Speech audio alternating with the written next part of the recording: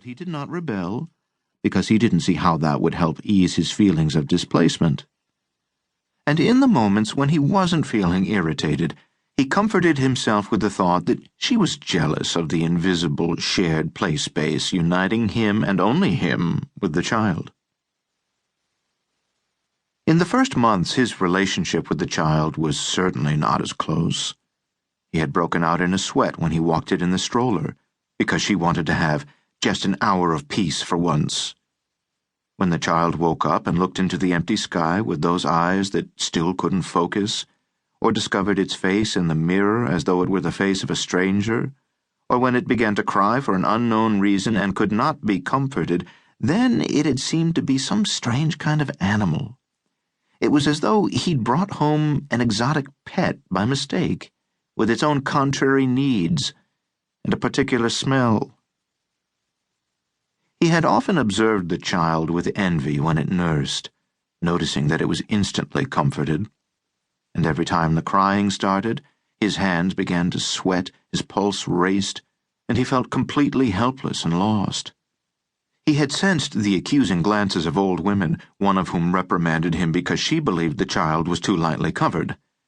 He had muttered an apology and added a layer, although he knew that the most current advice warned not to dress babies too warmly in winter, which could cause sweating and subsequent dehydration and overcooling.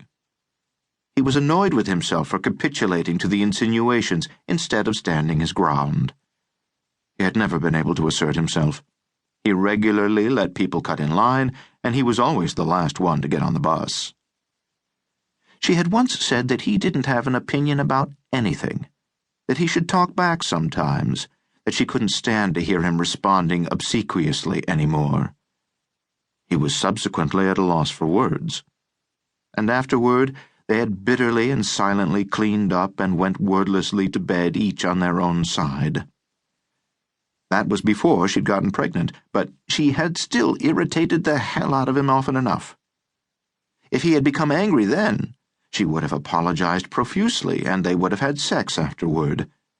She had never understood that he simply saw repressing his anger as a sign of good upbringing. He wouldn't try to make his point by using all his power against her.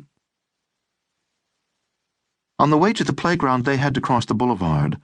The first time he went jogging with the sports stroller and had to stop at a red light before crossing, he had suddenly realized he was holding only the stroller's handle, which obviously had not been mounted properly. The stroller rolled directly toward the street. He barely managed to catch it in time. The child was asleep and hadn't even been awoken by the episode, but he still remembered the wave of adrenaline that had spread through his body in a split second and the maelstrom it had unleashed within him. The surge had enabled him to run after the rolling stroller even before he formulated a thought about the danger. He also recalled the feel of his wobbly knees afterward, brought on by the realization that his child could have been crushed beneath the passing cars. In his imagination, he could envision just how the stroller was hit, and the child was thrown into the air. It landed with an ugly, shapeless splat on the asphalt, and remained there. He tried to ban such thoughts, but they were so graphic and persistent that another wave of panic broke over him. He subconsciously wished to cause his child's death. To him, that was obviously the basis of the fantasy. He could not possibly jog any farther, and tears began to form in his eyes as he shakily pushed the stroller forward. Even if the ordeal was an indication of a terrible secret wish of his, he would never have forgiven himself if he had somehow caused the child to be in an accident. Since the child's birth, he had been constantly holding back tears of emotion and trepidation, and his imagination had become more active and vivid. He no longer dreamed about commandos who wanted to shoot him down or chases that he couldn't elude.